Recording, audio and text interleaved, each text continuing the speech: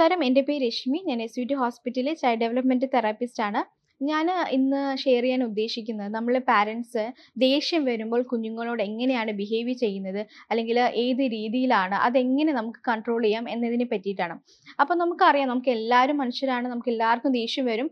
അപ്പോൾ നമ്മൾ ദേഷ്യം വരുന്ന സമയത്ത് തന്നെ നമ്മൾ എന്താ വായി തോന്നുന്നത് ഒക്കെ ആയിരിക്കും നമ്മൾ കുഞ്ഞുങ്ങളോട് പറയുന്നത്. മാത്രമല്ല, നമ്മളിപ്പോൾ ജോലിക്കുള്ള സ്ട്രെസ്സും കാര്യങ്ങളൊക്കെ കഴിഞ്ഞ് വരുമ്പോൾ നമ്മൾ കൂടുതലും ഈ ഫ്രസ്ട്രേഷൻസ് ഒക്കെ തീർക്കുന്നത് നമ്മൾ കുഞ്ഞുങ്ങളോടായിരിക്കും അല്ലേ. അപ്പോൾ നമ്മൾ പറയാൻ പാടില്ലാത്ത ചില കാര്യങ്ങൾ ഉണ്ട്. അതെന്തൊക്കെയാണെന്നുള്ളത് ഞാൻ പറയാം.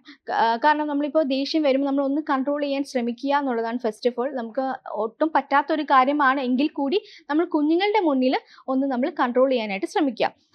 നമ്മൾ ദേഷ്യം വരുമ്പോൾ മിക്കപ്പോഴും നമ്മൾ പറയുന്നത് ഇവൻ്റെ അച്ഛനെ പോലെ തന്നെ അല്ലെങ്കിൽ അമ്മയെ പോലെ തന്നെ ഒരു കമ്പാരിസൺ എടുത്തിട്ട് കൊടുക്കും. അപ്പോൾ ആ കുഞ്ഞുങ്ങളുടെ മനസ്സിൽ ആ ഒരു പോയിന്റ് ആണ് വീഴുന്നത്. ഓക്കെ, ഞാൻ അച്ഛൻ്റെ ക്യാരക്ടറാണ് അല്ലെങ്കിൽ അമ്മയുടെ ക്യാരക്ടറാണ് എന്നുള്ളത്. ബട്ട് നമ്മൾ ഒരിക്കലും ആ ഒരു രീതിയിൽ നമുക്ക് കുഞ്ഞുങ്ങളോട് സംസാരിക്കാൻ പാടില്ല.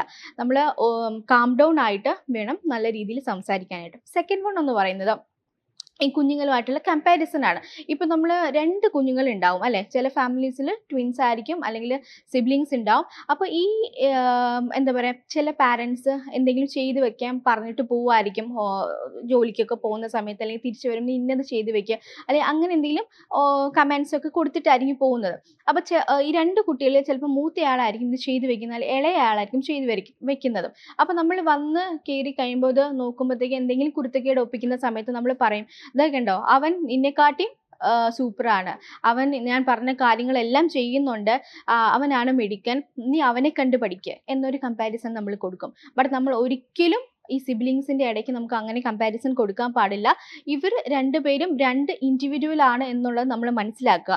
അത് 2 പേർക്കും 2 രീതിയിലുള്ള എബിലിറ്റീസ് ഉണ്ട്, കഴിവുകളുണ്ട്. സോ അത് നമ്മൾ മനസ്സിലാക്കുക. 2 പേരെയും 2 ലൈഫ് സ്റ്റൈലിൽ തന്നെ വളർത്താൻ ശ്രമിക്കുക.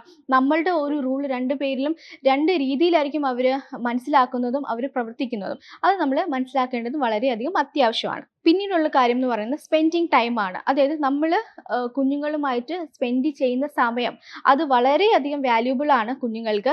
കാരണം അവർക്ക് അതാണ് കൂടുതൽ മെമ്മറീസിൽ ഉള്ളതും നമ്മൾ കൊടുക്കുന്ന സമയമാണ്. അപ്പോൾ ഈ കൊടുക്കുന്ന ടൈമിൽ നമ്മൾ പോസിറ്റീവും നെഗറ്റീവും ഉണ്ട്. അത് നമ്മളിപ്പോൾ ദേഷ്യം വന്നിരിക്കുന്ന സമയം നമ്മൾ കുഞ്ഞുങ്ങളുമായിട്ട് സംസാരിക്കാനിരിക്കുക, അല്ലെങ്കിൽ എന്തെങ്കിലും ടോക്കിന് പോകാനിരിക്കുന്ന സമയത്ത് നമ്മൾ ഒരു കാരണവശാലും ക്യാഷിൻ്റെ കാര്യം പറയരുത്. അതായത് നമ്മളിപ്പോൾ ദേഷ്യം വന്നിരിക്കുന്ന സമയത്തുള്ള ടോൺ ഡിഫറെൻ്റ് ആയിരിക്കും.